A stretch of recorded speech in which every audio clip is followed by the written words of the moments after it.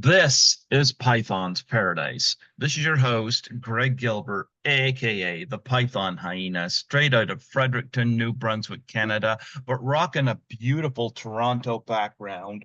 And I'm joined by Skittles. Skittles. Skittles. Oh, yes, he's Yeah, my co-host. Yes, he's my co-host who says nothing and just wants treats. Do you have treats? I do have treats. I have five dogs and two cats and You a hear that? wife. Skittles says, "Why do you have five dogs and two cats?" He says, "Do you like dogs more than cats?" That No, offends not him. really. I like them all. You know what?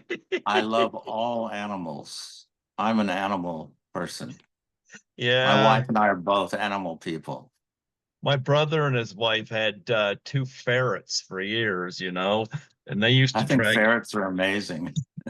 Yeah, I watched them drag my sister-in-law's hair dryer down the hall and under the bed. That's funny. Yeah. But anyway, folks, I got a beautiful Toronto background behind me because that's where I would like to live um, at some point whenever that can happen. And but anyway, folks, today is July the 8th, 2024, and it's significant for me because I turn 52 today. 52. Boy, where's the time gone? And but to celebrate, well, Mike Gormley has sent me another wonderful musical guest. He has sent so many people my way. Um, Folks, I give you the absolutely awesome Gary Myrick. How do you do, Gary? I'm doing great. Thank you. Thanks for having me. I love Canada. Yeah. Well, I love Canada too, but I'm hoping I'll love it even more once Pierre Poilievre is our new prime minister. Oh, God. I know politics suck. Let's face it. I met Pierre Poilievre and I hope he does what he says he's going to do. He is way ahead in the polls and right now the guy in power is seems to be going out of his way. He's been in power for 9 years and he's excuse my language, but he's pissing everybody off right now. And It's a shame. I'm sorry to hear that. yeah, but nonetheless, I'm being optimistic. I do love Toronto. Actually, that's an interesting Mike Gormley connection because I got connected with him in 2015 when I first interviewed Lisa Langlois, who an actress out of Canada here, and she was living in California at the time. But Lisa has since moved back here, and Lisa is on her second time on the show. We got talking about travel, and she asked what was stopping me, and she invited me to assist her at a horror film convention in Toronto, and I could not say no to that. And it was my first time on a plane. It was my first time on a subway system. First time on a shuttle bus. First time I've seen escalators since the 80s because we don't have them here anymore. But and I fell in love with Toronto immediately, and I try to go every year.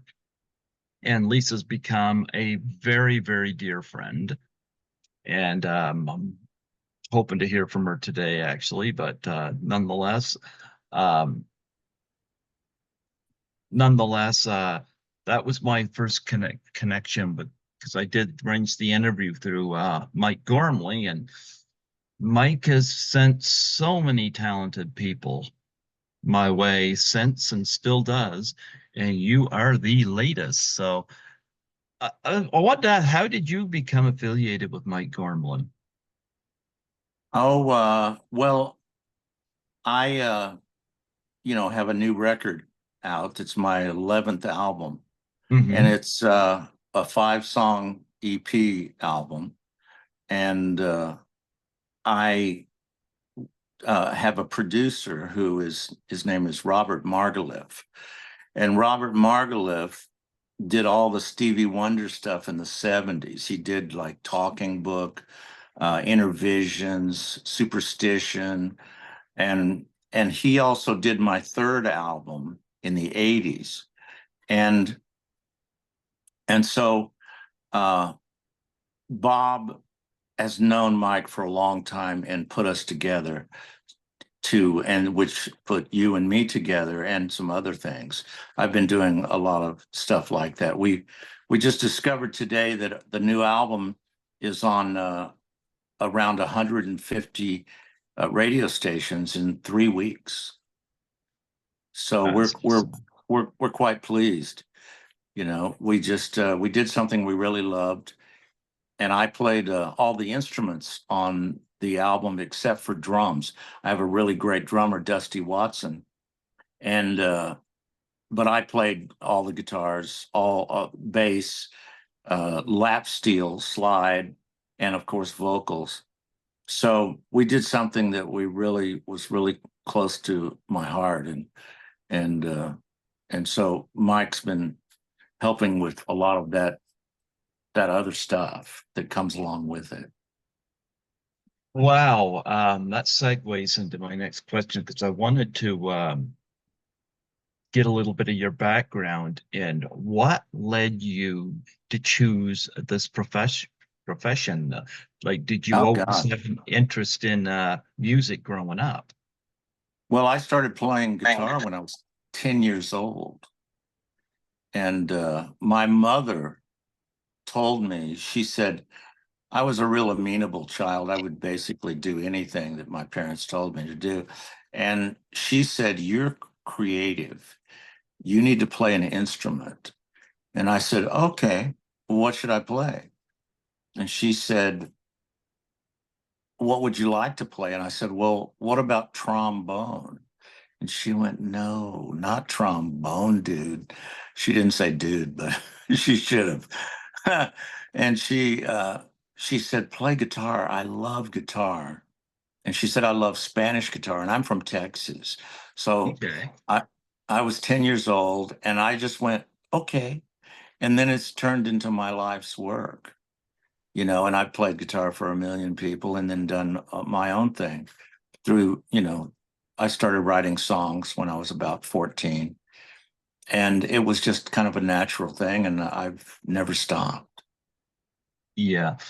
Yeah, my next question was going to be what instrument did you gravitate, but you just answered that question. So and there's about so many different types of instruments, you know. I can't play an instrument, period, you know, but growing up we had the music classes where they want us to test out this or that, but nonetheless, you say that you play every instrument on that album except for drums. Now, why Yeah. not the drums? Or is that an instrument that doesn't appeal to you, or what's the story there? Oh, I love drums. I can play drums, but I'm no real drummer. And I needed Like Phil Collins? well, Phil Collins is a real drummer.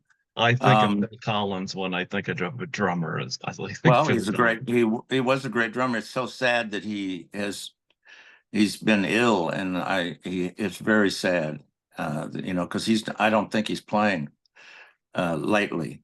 But nevertheless, I had a fantastic drummer here that I use in Los Angeles. He's my favorite, and so I was able to just go in the studio, start with rhythm guitar and drums, and you know, I mean, I could have played some drums, but you know, I never in recording, I gotta have the best drummer on the planet that I Hmm. can get. So, and that's what Dusty is. So, and then I just put it together after I cut the basic track with, say, rhythm guitar. Then I'll put on some lead guitar, and then I'll put on some bass, and then vocals, and I played slide lap steel on this record too. And Mhm. you know, I love drums. But I know what I should do.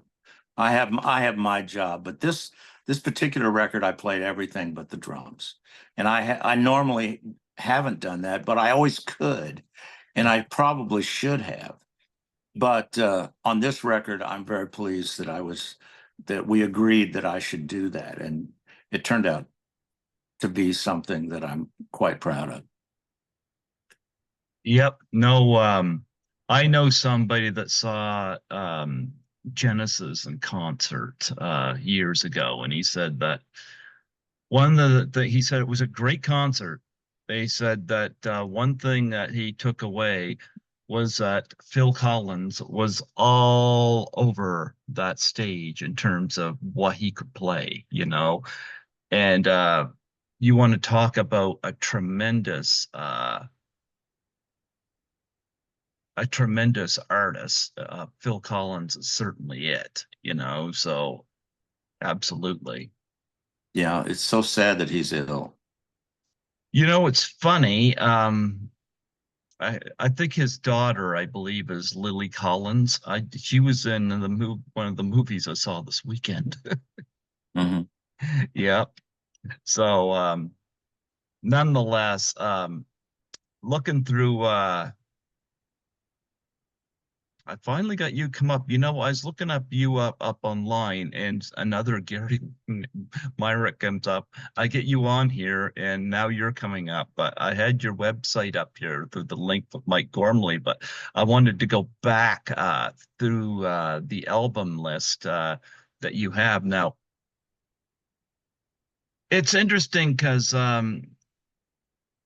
as with anybody that Mike Gormley sends me, he always sends me notes and stuff like that in preparation, and he said that you had replaced Stevie Ray Vaughn Yeah. in a band.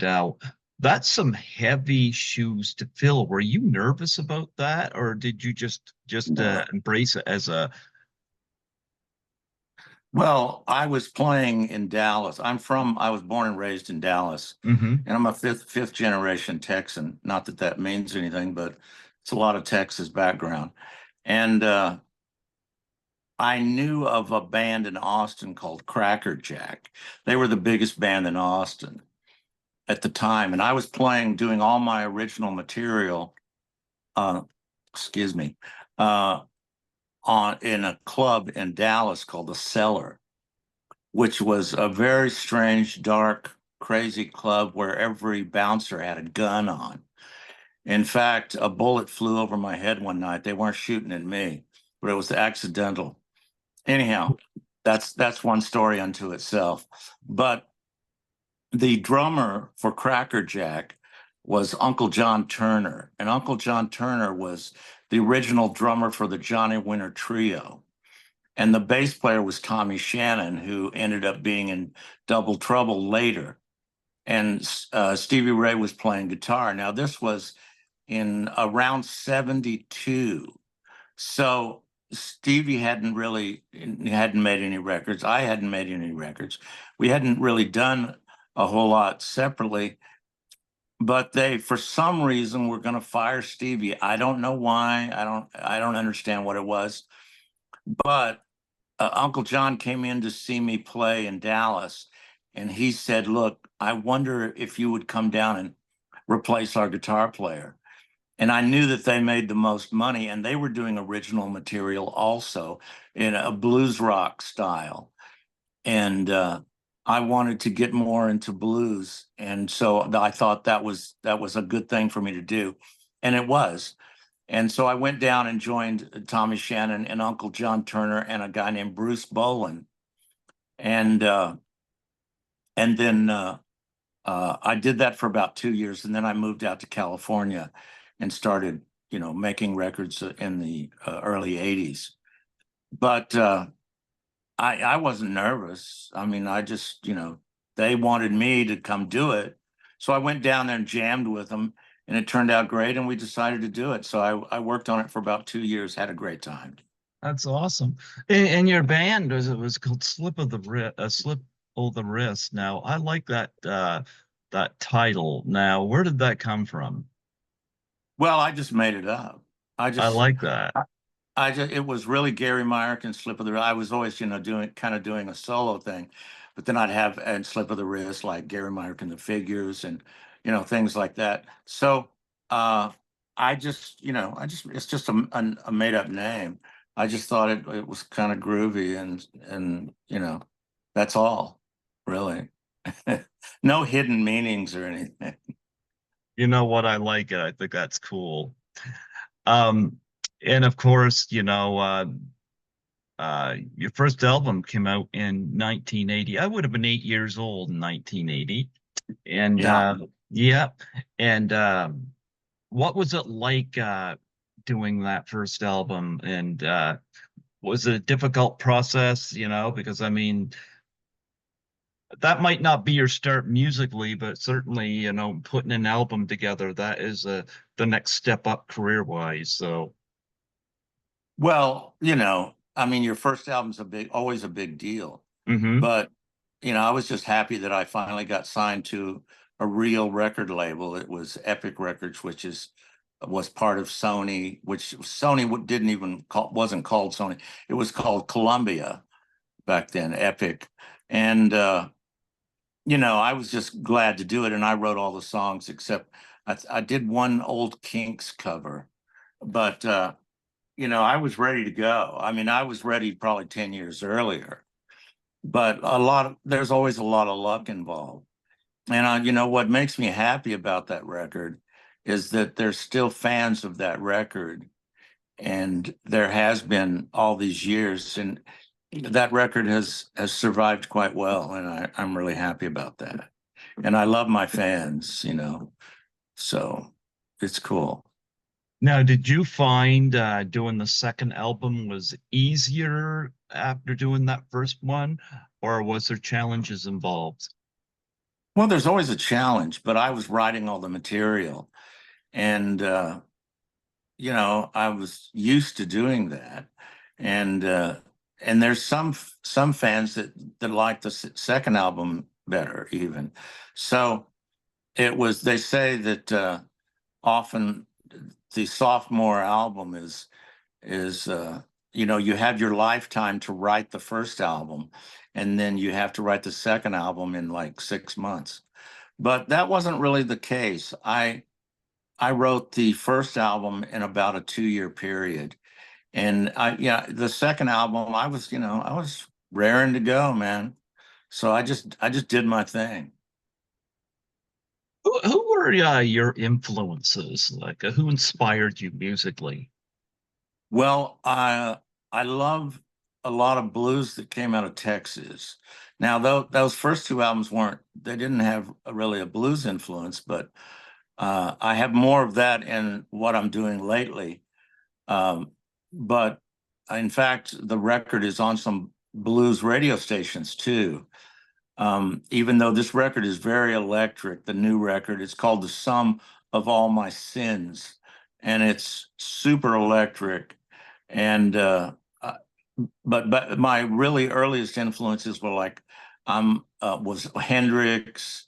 Dwayne Eddy was a big influence, doing all the instrumental kind of spaghetti western kind of stuff.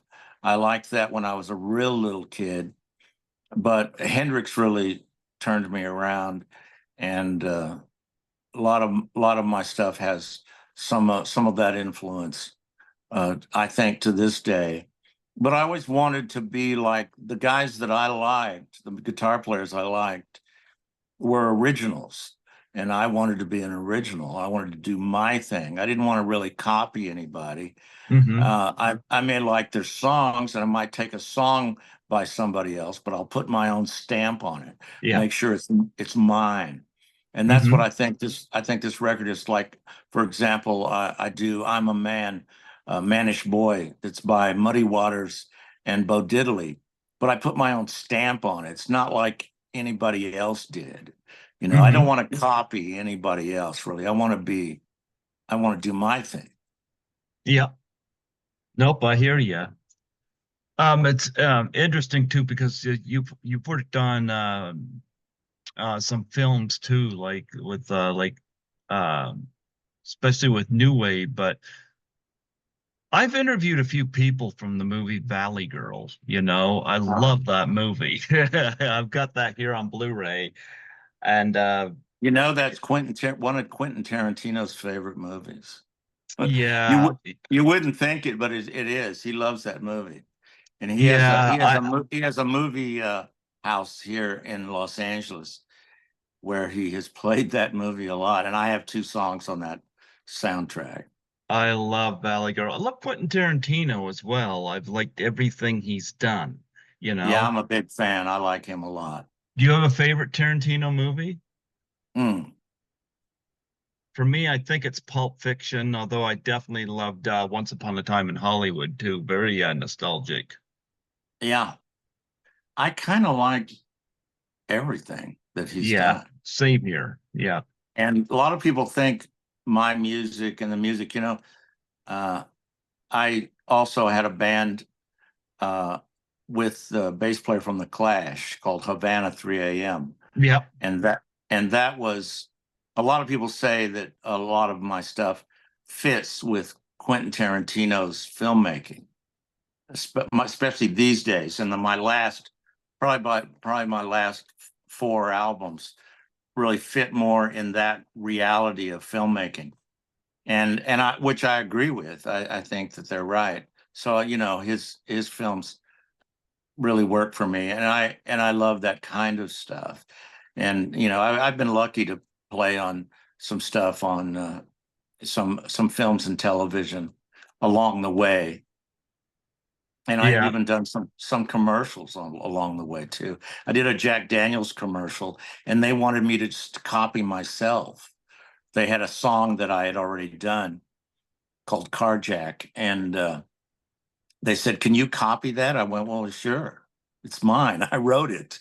So, so I enjoy that kind of point of view. Let's put it that way.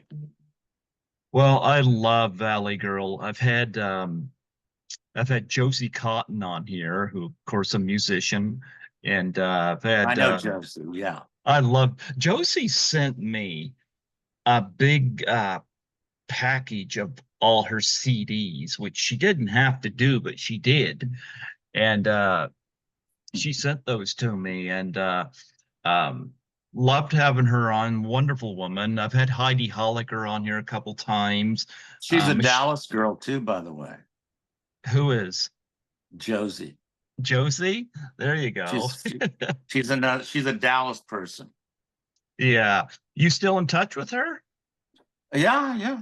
Yeah, we hung out about a year or so ago. Yeah. And I was playing. I went and there's a place called the Punk Museum in town, and I went down there. They asked me to come down there and play some acoustic for a thing that they were putting on, and she went with me. Mm-hmm. So we've hung out. She's a good girl. She is. Yeah, she is. Yeah, her and Heidi Holliker, Michelle Mayrink come to mind. I had on from Valley Girl. Love Valley Girl, and that's got a lot of great music in that movie. So and I grew up with the MTV era, so that was like early 80s for that. And so but Valley Girl had a lot of fun with its music, and of course modern English was a big one there for that soundtrack. But um the Plimptons were also also quite also in that as well. But The love Valley Plimpton? Girl. You mean the Plimsolls? The Plimsolls. Oh, I screwed that name up, didn't I? That's all right. Don't worry about it. Yeah. Yeah, yeah. Well, She Talks in Stereo was in that on that soundtrack, and a lot of people know me from that first song, which was on my first album. But I'm just happy everybody's listening to this brand new record because getting as many radio stations as we have right now, we're shocked and amazed and quite happy because Hmm. I want everybody to hear hear this new stuff, because it's pretty dangerous.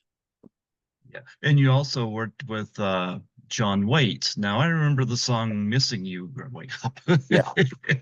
Yeah, I played all the guitar on that album and wrote 4 songs on that album.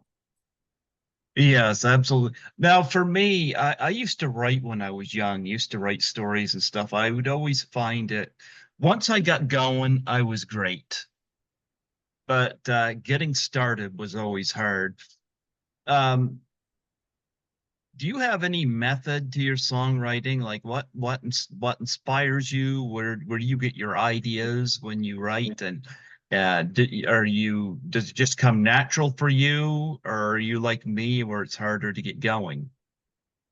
No, I could, if I want to, I can sit down and write a song anytime. But I love inspiration, and my favorite way to write a song is to start with a subject and Hmm. start with a like have a reason to sing a song or play a song. Like I have a song called "The Ode to Robert Johnson" on this new record, Hmm. and it's one that is on some of those blues stations I was talking about, and it's I wanted to write an ode. There's not many odes being written these days, and I said I want to write an ode to Robert Johnson's life and music, and also it's kind of connected to Texas, as Robert Johnson's only record, which made him legendary in the long run, uh, was recorded. The majority of it was recorded in Dallas, Texas, and the other half of it was recorded in San Antonio, Texas. So anyhow, I feel connected to him in some way, and his story, and I started with a subject matter, is what I'm saying. And I have another song called "Fame is Dangerous" that I directed my own video for, and Hmm. that would be on YouTube. So I started with subjects, like I think it's good to have a reason to write a song, but it's not the only way.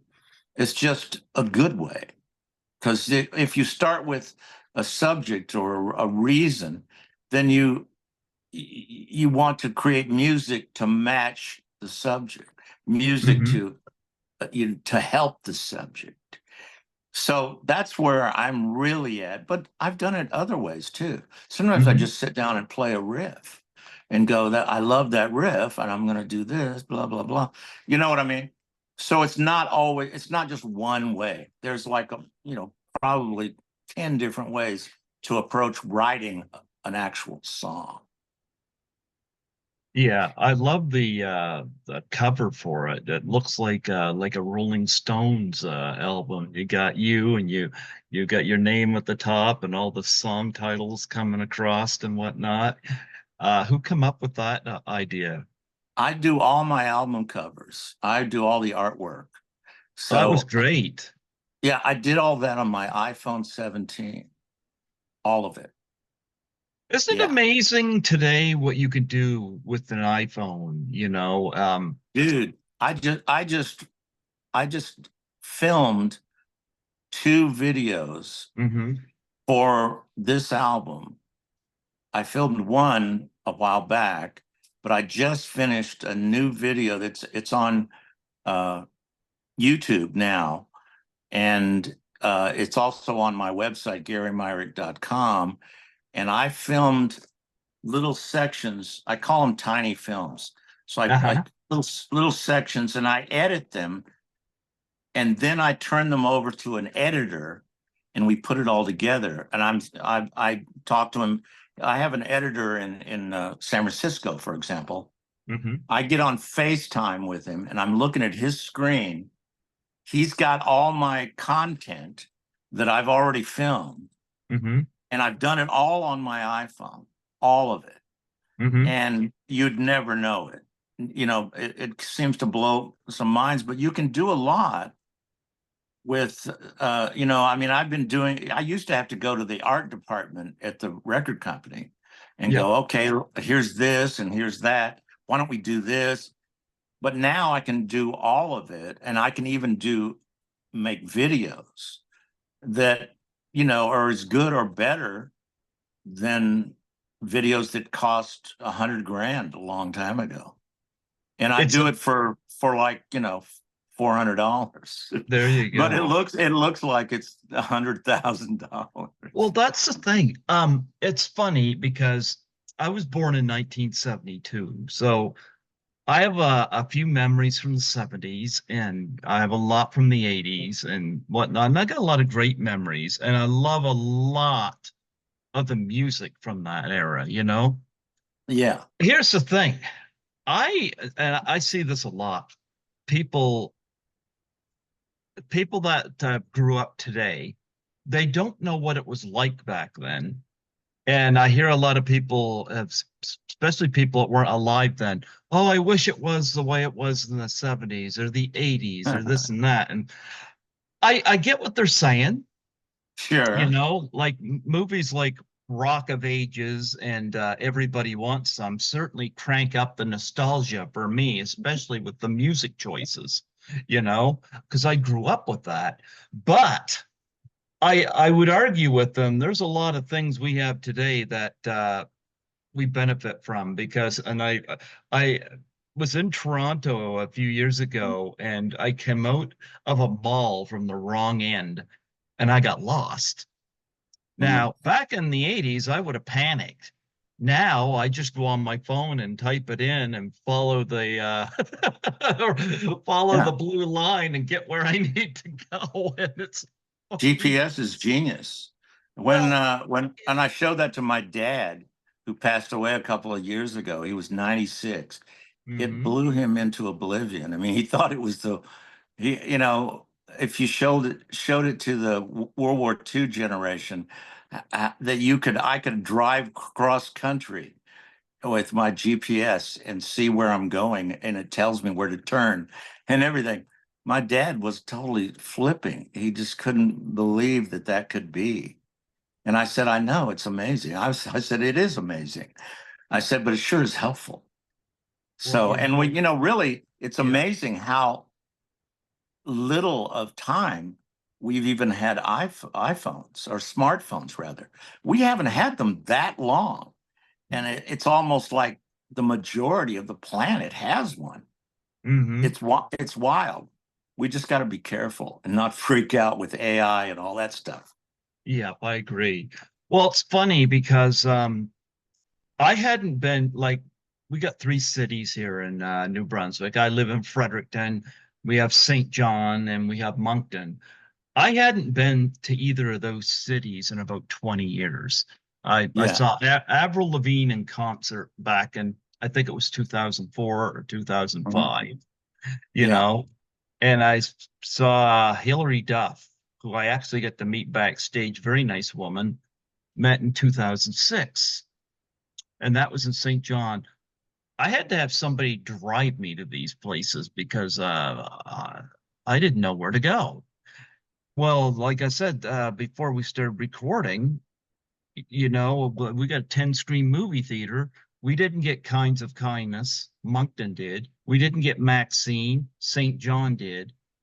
And this is one area where I got to thank Lisa Langlois because had she not invited me to a sister in Toronto, I probably would not be taking these bold steps now because I was able to go on my phone and just decide, you know what, I'm going to go see these movies and just followed the red or the not red, blue line on my phone, listened to the female voice in my ears, and I got there easy peasy, no problem, and saw the movies, came back. And when I hear people talk about, you know, uh, we wish it was back then or blah, blah, blah.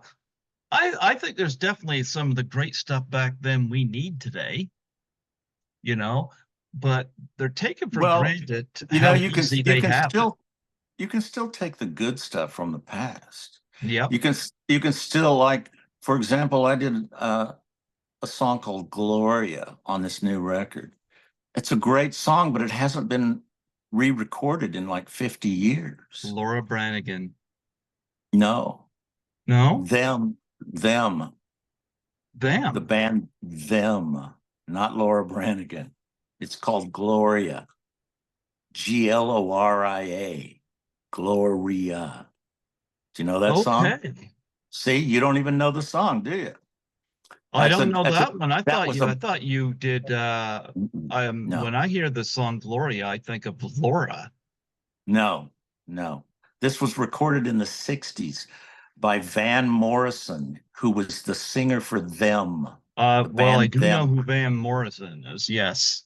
You know who Van Morrison is, but Yeah. he was the singer of Them, and they were a great band, and they did this song. And I always knew that I could take the song, just the song. I don't want to take the way they did it. I could make it heavier and wilder. And so I Okay. took the song and did that. And if you A/B it, you'll see what I'm talking about. It not that you need to, Uh-huh. but and that's the one that I just did the new video for is for Gloria. But that's by and Van Morrison singing it. I put my own stamp on it, and it's pretty heavy. So you should check it out. I'm going to check it out. No, I thought like I didn't know there was another version of Gloria. You have mentioned definitely Well, some that's what I'm names. talking about. See, Yeah.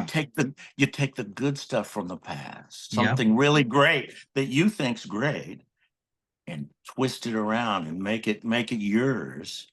And then it's fun. But you're still taking good stuff, and but you're not copying. You're not Hmm. copying somebody. You're just taking something that you like about this or that. You know what I mean? Yep. Yep. Wow. Well, I learned something today. Them. Remember that Them. name.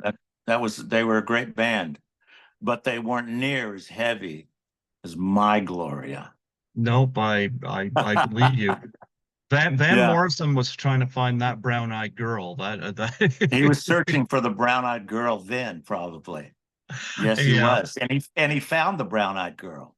Well, I don't know a lot about his background, so like I've never researched him, so Yeah. I didn't know this. So my apologies, but That's okay. It's because when I okay. saw Gloria on there and I mentioned that you have You done thought Laura Branigan. That's yeah. funny.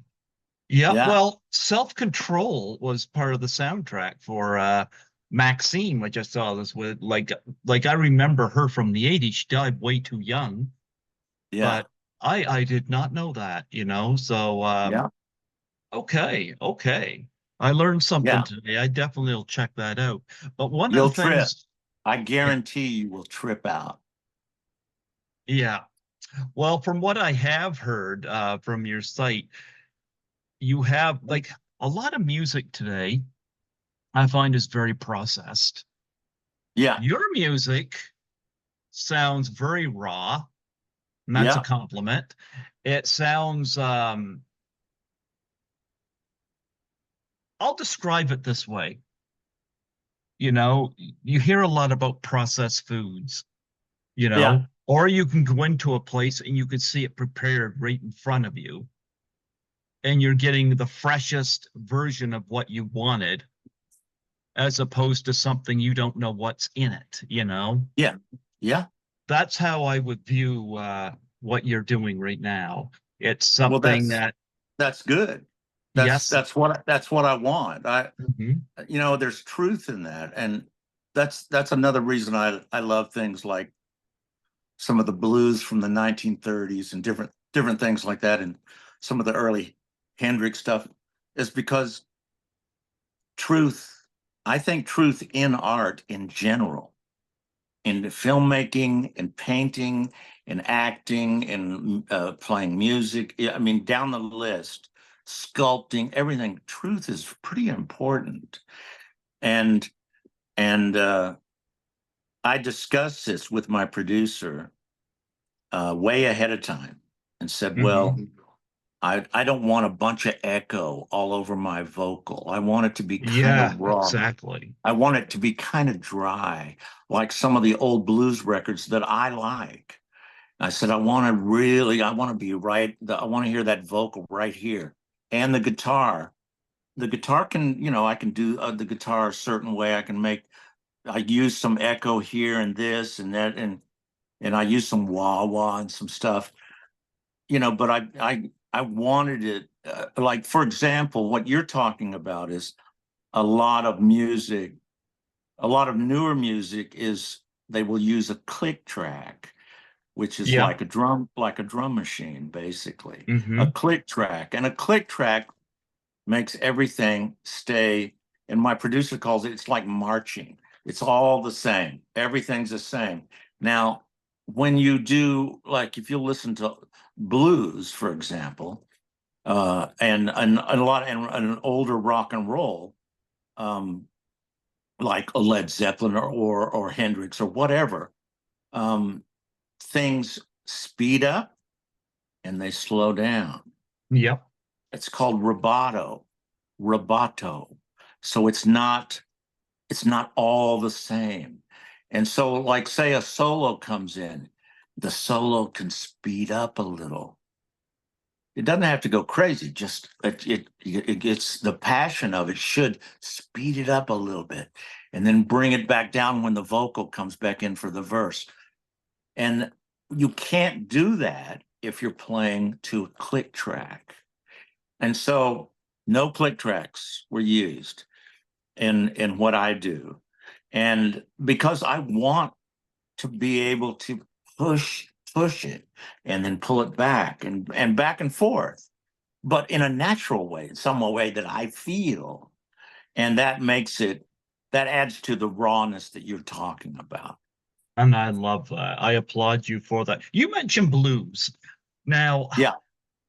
okay, I've had three of the Blues Brothers band on here. I Uh-huh. love that film, and that's a celebration of blues, not just blues music, but blues artists. I've had Murphy Dunn's been on here, Willie Hall's been on here, speaking of drums, and I've had Blue Lou on here as well, and they told a lot of interesting stories. Um, Blues music is terrific. At any time, when I think of the blues, I think of, and I've met Dan Aykroyd, of course, in person too. He signed my Blues Brothers DVD. You want to talk about somebody that just celebrates blues music, Sure. yeah, you get a lot of tremendous talent uh, that were involved in blues music. And Oh, yeah. yeah, Sure. and that movie was, you had your car wrecks and you had your highbrow comedy. But anytime somebody thinks about that, they don't think of the huge car pileup.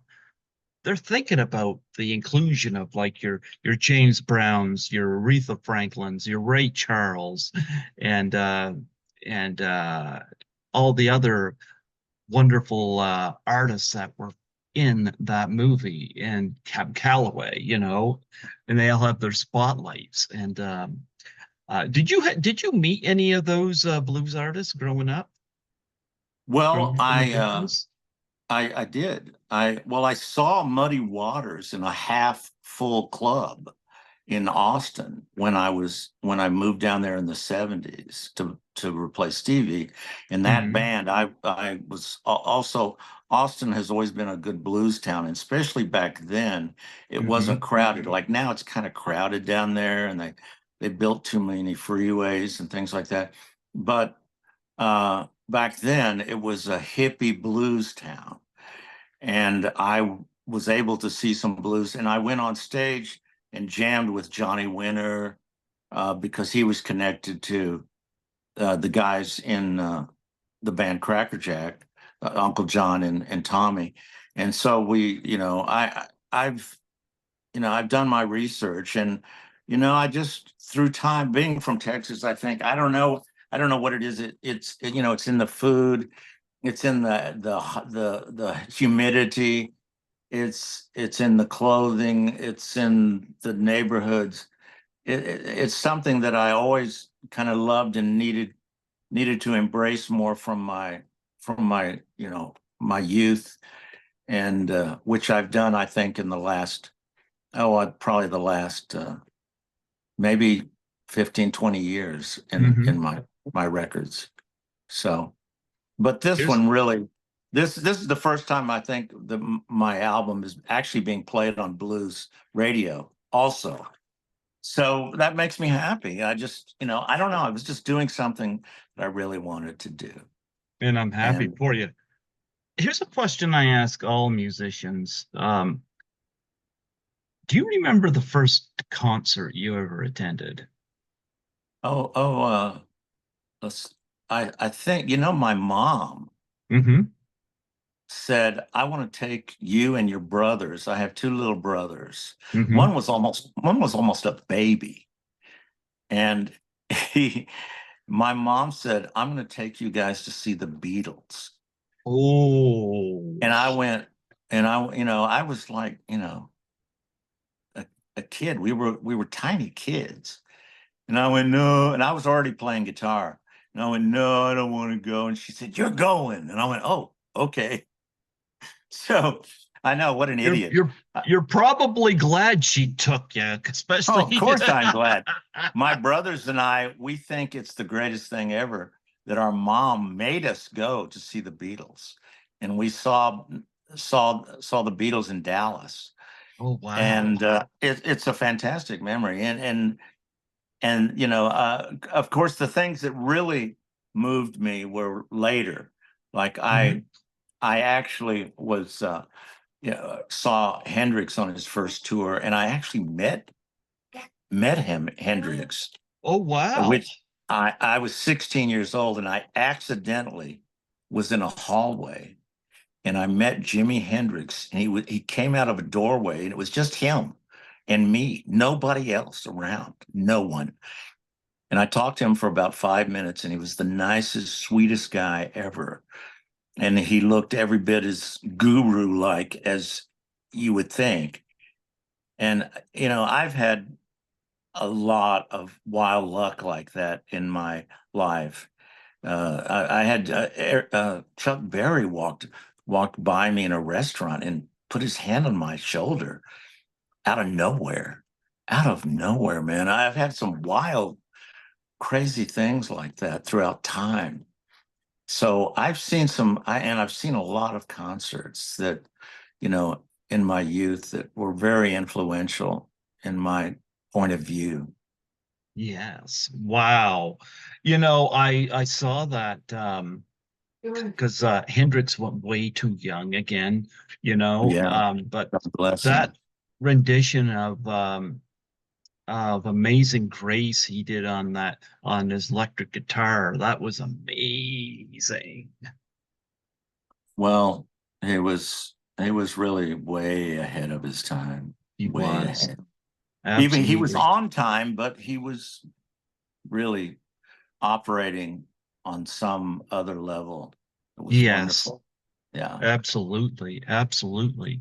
Wow, that's amazing that you have those stories. Of course, looking at you now, what's your like you got a cool head of hair on you. What's your secret there? Because if I take this off, I'm missing I don't something. know, dude. I don't know. That's part of the luck, I guess. I've got a full head of hair. It didn't go anywhere. In fact, Yeah, it's as good as it ever was. So I don't know. I'm grateful. Let's put it that way. there you go. There you go. You're rocking the leather. You look like you're ready to go on stage now. Well, I don't know. I drive a hot rod. I'm into hot rods, and I've ridden motorcycles all my life. Oh, Well, not all wow. my life. Since the 70s, I started riding motorcycles, and now I'm really into hot rods. I've had about 6 hot rods through the years, one at a time. And, Hmm. I don't know. I like all that kind of stuff. So I guess I like my leather jacket, and you know, grow your hair long. I don't know. I don't know. I think it's I cool. don't have an answer for any of it. I'm just doing my thing. I You know think what I it's mean? cool.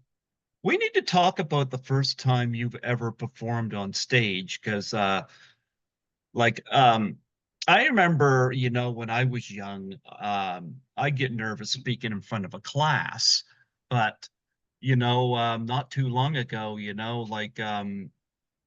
I was part of a panel at a horror film convention, and I know somebody had said, does it nervous you speak in front of people? And I'm like, no, if you know the subject matter, know what you're talking about, it's, you're talking to a room full of people, they're fixated on you. And of course, in my case, because I was filling in, helping somebody with a panel that didn't have information on a particular film this artist was involved with. So I went up and chimed in. But I said, no, I'm not nervous about that at all. But Mm. being a musician, and you're on a whole new level because not only do you have to go on stage, you got to make sure everything goes right with your instruments and this and that. Do you remember your first time performing on stage and Oh yeah, what you felt yeah. like? I was a child. I was a child, and it was at school. It was like a talent show, Okay. and I did it all by myself, and I had a great time. I just had a great time. That's all I knew. Oh, And that's awesome. all of a sudden, I was like the guitar player. Like when you're a child, you get labeled. Oh, he's a football player, or he plays baseball, or he's a jock, or and I was a guitar player. And so it gave me an identity at that early, early age. And I just had a blast. I said, I just got to keep doing this. This is fun. I enjoy this. And I never stopped. Excellent, excellent. Well, this new album, of course, playing out all over the radio stations and whatnot. How long did it take you to put this latest album, some of our sins, some of my sins, excuse me, together? The sum of all my sins. The sum of all my sins. All my People sins. don't want to get the sum of all my sins. That we'd be here Most for people don't want the centuries sum for of that. anybody's sins. But this is the sum of all my sins. I just thought it was a good title. And well, I think every record that I've done in a certain way is a, is is a total of my whole life, really. I mean, you kind of prepare, and you know what you love. I know what I love, and I just want to express it. And so that really starts when you're a child. You know what I mean? But I mean, to actually record this and finish it, about, I'd say about 3 months, something like that. But it was, it still comes from a lifetime of thoughts and feelings, and learning your instrument. And it's really, everything is kind of a conglomeration of everything throughout time. I hate to be too Now, cosmic, but that's really the truth. yeah. Well, when your mom told you and your brothers you were going to go to that Beatles concert, whether you liked it or Yeah. not, did you That's right. ever, You're going. And I went, yeah, okay. whenever you got going in your career, did you ever say to your mom, "You're going to this concert, you're gonna see me Uh, perform"? I didn't ever have to make my mom, because my mom did this. She talked me into doing this. And Yeah, she was your I give her inspiration. full credit, full credit. She's passed away now, but God bless her. I'll never feel like I did it all on my own. My mom told me to do this, and I went, That's okay. wonderful. Yeah, I love that. And I'm grateful, very grateful. Wow. I think that's wonderful. Now, uh, did your mom attend your concerts a lot? Oh, yeah. Yeah, every time that I played in Texas, she was there. saw you right up there on that stage. That must My have dad been too. huh? My dad too. Yeah. Oh, yeah, you never mentioned a lot about your dad encouraging you in this. But No, he wasn't very encouraging. He was like a very Texas guy. mhm. And he probably would have, he didn't know that I was going to have certain successes, like the John Waite stuff went #1, and Hmm. I lived in England for 2 years playing with the guy from the Clash and one of the Sex Pistols and stuff like that. And my dad always would say to people, "Yeah, he's been successful." And I went, "Oh, really? Okay, great." I was glad that. So as long as your parents in the end think that you did a good thing, then it's cool. And Yeah. my parents always thought, well, he did a good thing and he stuck by his guns. I stuck by my guns. I wasn't going to listen to anybody. I just said, Hmm. I'm just going to do what I feel. That's all I can do. So that's what I did.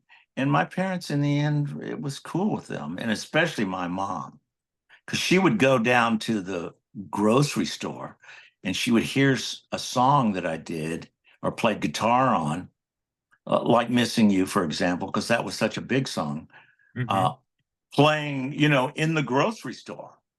And she would trip out and go, "Oh, that's my boy. He's playing the guitar." She'd flip out, and she would go down to the record stores and buy stuff, and it gave her a sense of pride, and that made me really happy. I'm glad. It's interesting because being born in the early 70s, I remember vinyl growing up, and it's interesting. Vinyl is making a comeback. Oh yeah, vinyl's back, dude. Yeah. Yep. A great sound. I And we my have some. record comp my record company that I put this and my last album before this, I did an album of all 12-string acoustic music. And that's on a record before this that I released during the pandemic. But this is on my label called the Sound. It's called Sound of Vinyl Records. That's the name Mhm. of the record company. So, Sound of Vinyl Record. I want the sound of vinyl records. Let's face it. We tried everything. We tried CDs. We tried DATs. What the fuck is a DAT? I mean, really, it's insane, really. And uh, we know now that the best sound sounds like vinyl records because there's certain things that come from the creation of vinyl and tape, actual tape instead of digital. Now, digital, I've used digital plenty, and I have nothing against digital at all. I've used it plenty, but I know the tape sounds best. It just sounds best. Yeah, And but tape vinyl, gets eaten up in the tape player too much, though. it does. But you can take the sound of tape and transfer it digitally to something. And then what doesn't get all chewed up. And you don't have Yeah. to cut it to edit it. Hmm. So where there's a will, there's a way, but there's still the good sound. And the good sound is vinyl and tape. Finally, yes, absolutely. Yeah, absolutely. Well, I wish you the greatest of success with this. I'm glad Mike Gormley had connected us. He reached out to me and he I'd say in a given year, there's usually a handful of guests that he connects me with, and he sends them my way. He knows I'm going to treat them well. My apologies over the Gloria mishap, but I'm going to check out your Hey, version. you check it out, dude, and get back to me. I'll do that. Yeah, because I had no idea, so I Are learned you something do you today. play it on your show? Do you play records on your show I or no? do. I Oh, do. okay. Well, are you going to play this on the show? You know what? On I'm our going to do that. Play it, dude. I'm going to do that. You'll I see what I'm I talking about. Sunday nights I do my live show. I used to do my interviews at the station here at CHSR. It's on campus. Yeah. And once I once the pandemic happened, I had no way of doing my show. And one of my Yeah. guests Yeah. introduced me to Zoom. And now I can just do it right in my apartment. It's so much Great. easier. But It's I still better. do the live show there on Sunday nights. And yeah, I can absolutely play your music. Yeah. Check it out and send Mike or me a note. Let us know. I shall do that. Absolutely. Absolutely. Anything else you want to promote on here? Any place that you're playing, or you want I'm plug right plug now. your? I'm just doing interviews and concentrating on radio for this record. But I'll be doing some live show in the future, but not right this second. Okay. But I we can promote your birthday. Happy birthday. You gonna sing happy birthday to me? Happy birthday to you. Happy, what, it's Greg, right? Isn't it Greg? That's right. Okay, I just want to make sure. Let's see. Do I have something? Let me see. Hold on. Hold on. I Oh have a wow. guitar. There you I have a go. guitar. Let's see if we can do this. Happy birthday to you. Happy birthday to you. Happy birthday, dear Greg. Happy birthday to you. It's out of tune. Well, looks great though. Wow. Happy birthday. Well, thank you. Yeah, I turned 52 today. My Well, my cat said he don't care. Just enjoy feed him. every day, dude. Enjoy every day. Well, like I said, I'm hoping to eventually get moved to Toronto. But Where there's I a work will, as there's a way, Greg. yeah, well, I work as a cleaner. That's what I do. Like I work overnights as a cleaner, and I do this because, well, I really enjoy doing this. So it gives me some fun. But I mostly am either working or sleeping, and so that's pretty much my life. But I do eventually want to move to Toronto. But I've lived here my whole life. But I love doing the show, and I love having uh, all the interesting guests coming on the show. I thought that was an interesting guitar you had picked up there too. That was Oh cool. So, yeah, that's a national resonator guitar. I have a hmm. few resonators in the background. I don't know if you can see them. Oh, I see them. Yeah. They're all back there, and that these were invented in the 1920s. Wow. Yeah, yeah, these were very cool, and they're made out of nickel metal. They're not made out of wood. Wow. So it's a whole. I will get if we do this again. I'll explain the resonator guitar isms. but the Absolutely. but the record that I just made is very electric. Except there is a acoustic song at the very end. Well, you know what? Like I said, if you've got any new music and stuff coming out in the future, reach out to me or reach out to Mike, have him reach out to me. I'd love to have you back on. I've had Mike's clientele back on before, so and I open the door to anybody that wants to come on here. Hell, I have my cleaning supervisor come on here simply because she asked. That's funny. I don't turn people away. I don't like telling people I'm not going to get clicks and views because of you. It's not about that. It's about making people feel welcome. So I've had people that's done regular jobs come on here.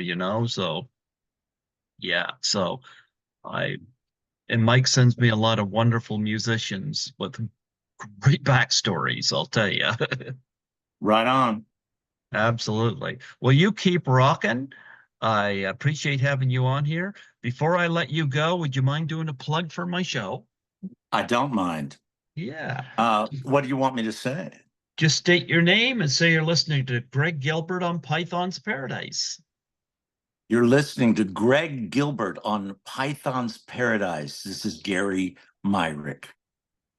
Absolutely. Gary Myrick. And folks, tune into his new album, The Sum of All of My Sins. That's right. And it's on Yes. every platform. It's everywhere. Plug It's your Spotify. website. Well, it's GaryMyrick.com. That's GaryMyrick.com. But you can find it on Spotify, Amazon, iTunes, so on and so on. It's on every platform. Absolutely, absolutely. Well, God bless you. Thank you so much for coming on here and blessing me with your time. Yeah, And God bless you too, Greg. absolutely, I'm so touched to hear about your mom encouraging you She made it and happen, dude. She made it you made happen. it happen. It's her fault. That was the joke. It's your fault, Mom. Missing you was because of you. That's right. Yeah. There you Had to get go. that guitar right. That's right. That's right. John Waite better be thinking that too. He better. Gary, Well, thank you so much. yeah, thanks for having me, Greg, and have a great day. Absolutely. God bless you. Take care. Cheers. Cheers.